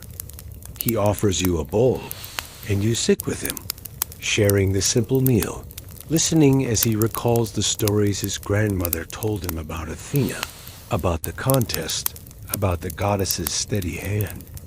He tells you that the people here don't measure the value of the olive tree by grand temples or golden offerings, but by the quiet comfort it brings, the steady oil lamp that lights a room, the healing salve for a scratch, the warm bowl of stew that softens a winter night. Historians still debate whether the myth of Athena's olive tree became more beloved because of its practicality or because of its poetry. Some suggest its daily usefulness cemented its sacred place in Athenian life.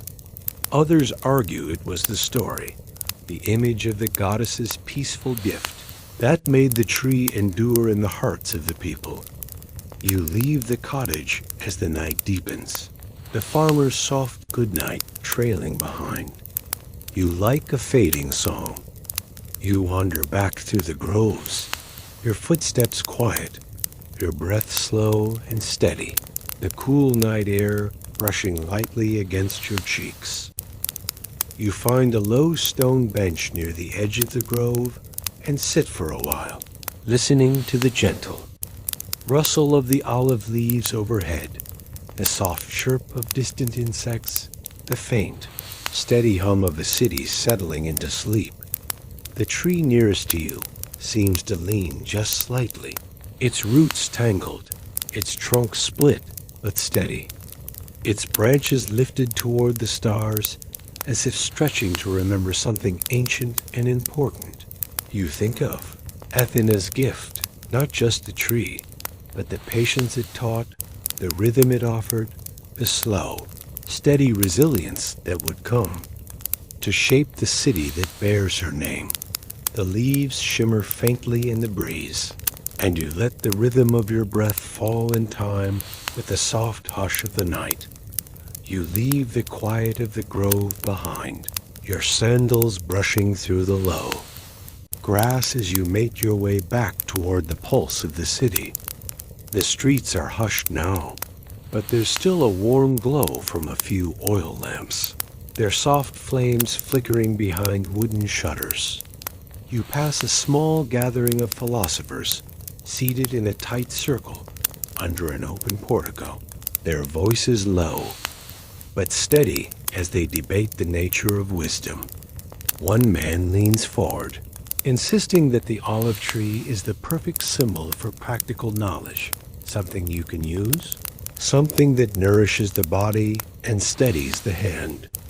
Another counters that the tree is a symbol of divine grace, a reminder that some gifts simply arrive, without conquest, without conflict, and shape the world in their own slow way. Historians still argue whether ancient Athenians thought of their city's patron goddess as a symbol of pure wisdom or as a more complex figure, embodying the tension between strategy and compassion. Some scholars believe Athena was seen primarily as a war goddess with a practical streak. Others suggest her association with the olive tree softened her image, making her a protector not just of soldiers, but of artisans, farmers, and quiet. Thinkers doubt you drift past the discussion, the soft scratch of reed pens audible as one young student scribbles furiously to keep pace with the conversation. A scribe's candle gutters briefly in the breeze, the wax pooling slowly, each drop marking time in its own quiet way. Your feet carry you back to the Agora, the wide public space that still holds the ghostly echoes of daytime bargaining. Stalls are empty now, the baskets of figs gone, the woven cloths rolled and tucked away, but you can still hear the faint rhythm of trade lingering like the memory of footsteps dot at one edge of the Agora. You find a weathered stone marker, half buried and moss softened. Its inscription is almost worn away, but you can just make out the carving of an olive branch, its delicate curve still intact. Someone has left a small offering at its base, a few dark olives, a coin, a sprig of fresh thyme. You wonder who placed it there. A merchant, hoping for steady trade? A traveler, asking for safe passage? Or perhaps a simple gesture from someone who felt the quiet weight of tradition and decided to add their own thread to the story? Historians still debate whether these small, everyday rituals, these quiet offerings at minor shrines, were acts of deep devotion or simply habitual gestures, folded into the rhythm of daily life. Some suggest they were sincere, each one a whispered prayer. Others believe they became comfortable customs, like touching a lucky charm or nodding at a familiar statue. You pass through the narrow streets, where low windows flicker with the last of the evening's lamplight. A young girl balances a small amphora of olive oil as she carefully pours it into a shallow dish for her mother, the soft golden pool catching the light just so that her brother pretends to wrestle with an invisible foe, his small arms flailing in the quiet as he imagines himself a champion crowned with an olive wreath. He stumbles into a stack of woven baskets, drawing a gentle scolding from their mother, who can't quite hide her smile. You walk on, the scent of baked barley bread still lingering in the air, the clink of clay pots settling as the city gently folds into rest. Near the base of the Acropolis, you find a small pottery shop, its door left ajar, a faint lamplight illuminating the rows of painted vessels inside. You peek in to find the potter carefully etching an olive branch into the side of a new emperor. His fingers are steady, his concentration soft and familiar, as though he's done this 100 times before. He tells you that olive motifs are always in demand on vases, on tiles, on the small tokens travelers carry away from the city. The olive tree is part of everything here. Not loud, not boastful, just woven in. Historians still argue whether the widespread use of olive imagery on pottery was driven by genuine reverence or simply a popular design trend that became fashionable. Some suggest the olive symbol held sacred meaning for every household. Others argue it became a kind of visual shorthand for Athens itself, a civic badge more than a divine signature. You help the potter carry a finished amphora to the shelf, its painted branches curling delicately along the curve of the clay. He nods in thanks, his hands dusted with fine white slip, his focus already slipping back to his next piece dot as you leave. You trace your fingers along the rim of the doorframe, feeling the soft indentations where countless hands have brushed. Before you make your way back toward the olive groves one last time. The streets now silent, the stones cool beneath your feet. The night has settled fully now, the sky deep and soft, the stars scattered like quiet promises. The wind drifts through the branches, the silvered leaves fluttering gently, their soft rustle steady and calming. You find a low stone bench again, and sit, listening to the rhythmic hush of the trees, the quiet pulse of a city at rest, the slow, patient breath of a story that still lingers in the bark, in the leaves, in the hands of those who tend the groves.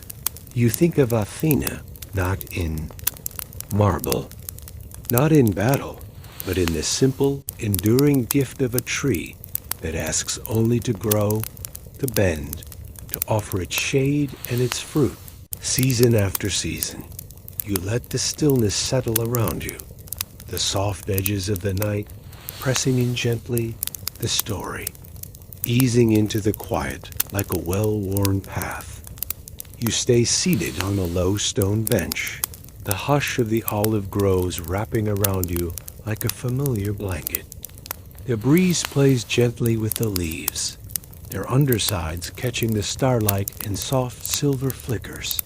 A quiet, shimmering canopy above your head.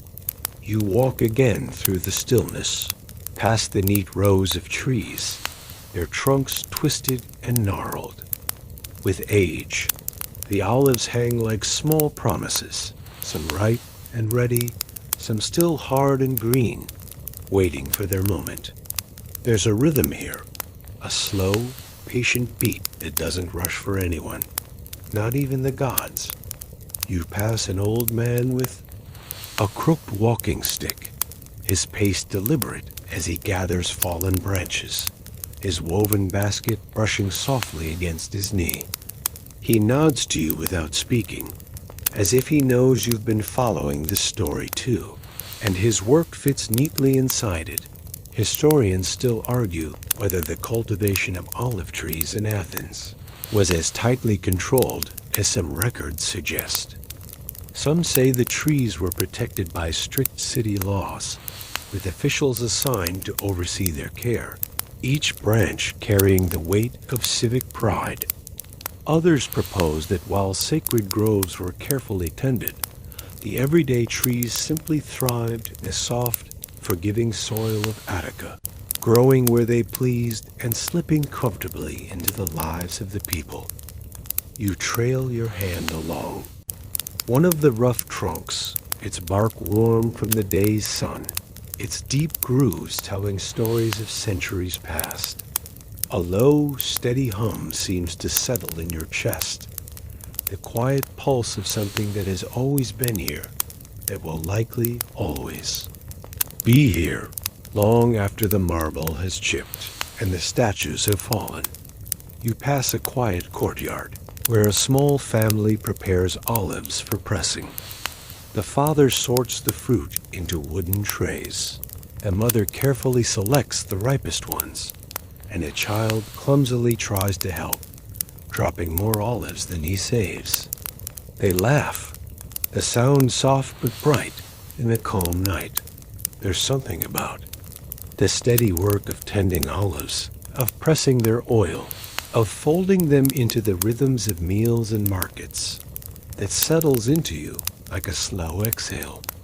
You can almost taste the sharp, grassy oil drizzled over warm barley bread, the gentle pop of brined olives between your teeth.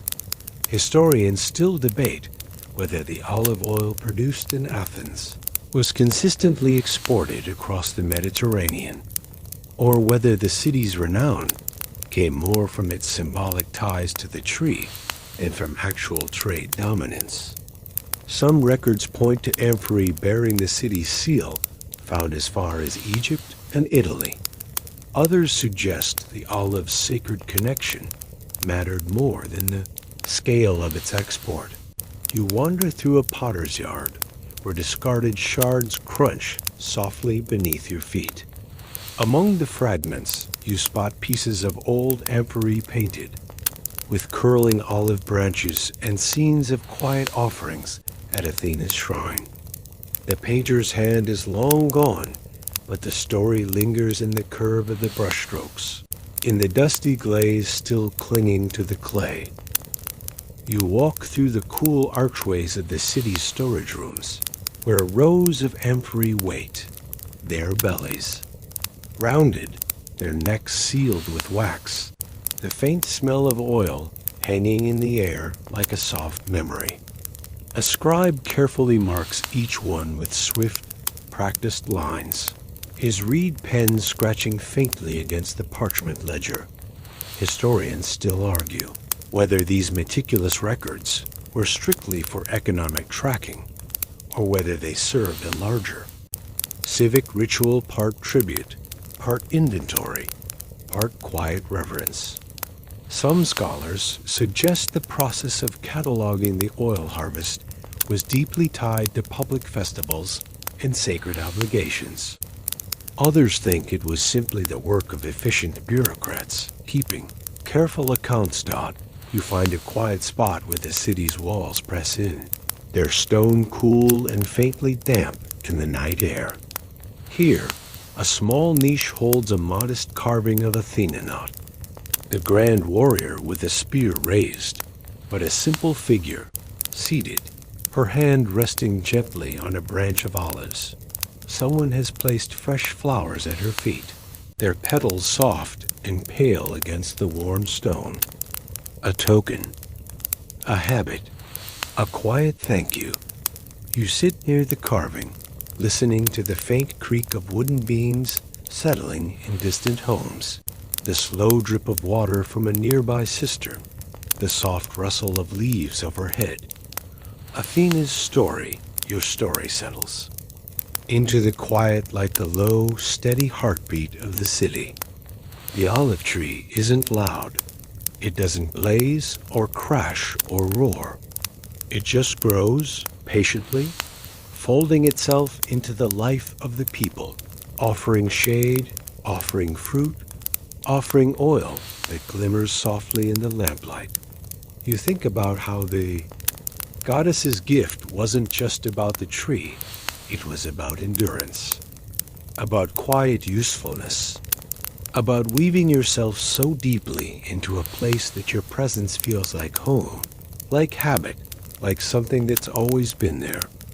Historians still debate whether the story of Athena's contest with Poseidon shaped the city's identity from the very beginning, or whether it was a tale that solidified much later, a convenient anchor for a people looking to explain their deep, persistent connection to this land, to this tree, to this slow, unfolding life. But as you rest against the cool stone, the breeze, soft against your cheek, you realize that the question almost doesn't matter. The olive grows, the city breathes, the story lingers. And you found your way here, haven't you? Walking these quiet streets, brushing your fingertips across rough bark, listening to the soft clatter of amphorae in the distance. You settle into the quiet now, the weight of the story like a comfortable cloak draped around your shoulders. Soft, steady rhythm of the olive groves wrapping around you like a lullaby. You let the stillness settle around you as you walk slowly through the familiar streets. The scent of olives, warm stone, and faint wood smoke drifting lazily in the evening. Air, the city hums gently, its pulse steady, its rhythm comforting. You follow the soft path that leads you back toward Athena's temple, though now the marble steps seem less like grand monuments and more like a quiet place to sit. You trace your fingers along the low stone walls, worn smooth by centuries of palms before yours. The stories here are baked into the rock, whispered through the columns, folded into the creases of the olive leaves fluttering overhead. Athena's gift still lingers, not as a trophy, not as a relic, but as something alive, something woven into the baskets in the markets, drizzled over warm red, pressed between careful fingers in the oil workshops. You pass a group of children sitting cross-legged in the dust, their voices hushed as they swap stories they've half remembered, half invented. One insists that Poseidon's saltwater spring still bubbles somewhere, hidden behind the temple, guarded by a stone lion. Another swears that the first olive tree could speak, though only if you brought it honey cakes and promised to return with more. Historians still debate whether the saltwater spring, said to be Poseidon's gift, was ever a real physical landmark near the temple, or whether it existed purely in the layers of the myth. Some suggest a shallow briny well once stood. Nearby, its presence woven into the story over time. Others think the spring was always meant to be symbolic, a reminder that some gifts fade, while others endure. You follow the soft chatter of the children as they scatter, chasing each other with lazy energy, as the sky slips into deeper blues and purples, the first stars blinking awake above the rooftops. The agora quiets now, the stall holders folding their linen awnings, the wooden shutters creaking into place. A few linger near the oil amphorae, their voices low, their laughter drifting like soft ripples across the square. You pause at the foot of Athena's olive tree, one said to have sprung from the ground the moment she claimed the city. The bark is rough, twisted, strong. The leaves shimmer faintly in the lamplight, the kind of silvery green that seems almost soft enough to brush against your cheek. Historians still argue whether the tree standing here today traces a direct lineage to the one from the old myths. Some records suggest it was carefully tended, replanted generation after generation, each shoot a living continuation. Others propose that the tree is simply symbolic now, that the original has long since returned to the earth, its story lingering in the air rather than in its roots. You sit at the base of the tree, your back resting comfortably against its sturdy trunk. The city wraps around you like a soft, familiar cloak, the faint tapping of sandals on stone, the quiet rustle of leaves, the occasional creak of an ox cart lumbering home. You think about Athena, the fierce warrior storming into battle, but the thoughtful goddess who gifted something that would last, something that would grow, something that would become a quiet, steady part of daily life. A tree that offers shade, a fruit that feeds, an oil that warms and heals. You remember the saltwater spring, Poseidon's showy flash of power, and how it faded into a quiet corner of the myth, while the olive tree patiently stretched its roots deeper into the city soil. The scholars still debate whether Athena's contest was about strategy, about culture, about securing the loyalty of a people. Some argue that her gift was always meant to ensure her place in the hearts of the Athenians, that she calculated carefully what would endure. Others believe she simply chose what she loved, a tree that grows slowly, that weathers storms, that weaves itself into every corner of life. Either way, you can't help but admire the choice. You walk slowly, trailing your fingers along the low stone walls, your sandals brushing against the worn path. The air smells faintly of pressed olives and cool earth, the breeze carrying the soft hush of the city settling in for the night. You pass the potter's workshops, the wooden benches, now empty, the brushes washed and laid to dry. The fairies stand quietly, their painted figures catching the dim light. Olive branches curl along their sides, winding past the familiar shapes of gods, warriors, and everyday people pressing oil, harvesting fruit, lighting lamps. You pass the small shrine tucked between two homes, where someone has left a handful of fresh olives in a simple wooden bowl, a quiet offering to the goddess who gave them. Athena's story lingers here, not in the clash of swords or the roar of the sea, but in the steady press of olives, the slow growth of trees, the patient rhythm of lives unfolding beneath their branches. You remember the tale told by the old potter about how Athena whispered to the first farmer, guiding his hands as he pressed the olives, as he filled the first clay jar, as he tasted the sharp green oil on his tongue. True hardly seems to matter now. The story has settled into the city's bones. It's as steady as the grooves in the stone steps, as familiar as the creak of wooden carts on market mornings. You settle near the tree once more, your breathing easing into the slow, gentle pulse of the city's night. The stars blink softly overhead, and the leaves rustle faintly, as though the tree itself is exhaling along with you. The story has unfolded, its roots stretching quietly beneath the city, its branches rising gently into the night. You rest now, the hum of the olive groves, the quiet weight of Athena's gift, the slow heartbeat of a story well told wrapping around you like a soft blanket. Wind dashed down the streets of the city have quieted completely now. The gentle clatter of amphora lids and the soft sweep of brooms long faded into the warm hush of evening.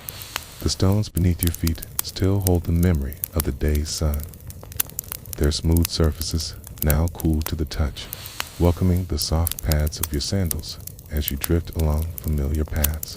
The olive trees sigh softly in the breeze, their slender leaves whispering against one another, a gentle rustle that seems to echo the steady rhythm of your breathing.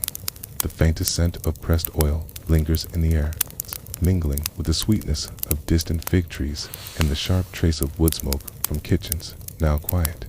You let your pace slow, your steps unhurried, the weight of the story settling comfortably across your shoulders like a well-worn cloak.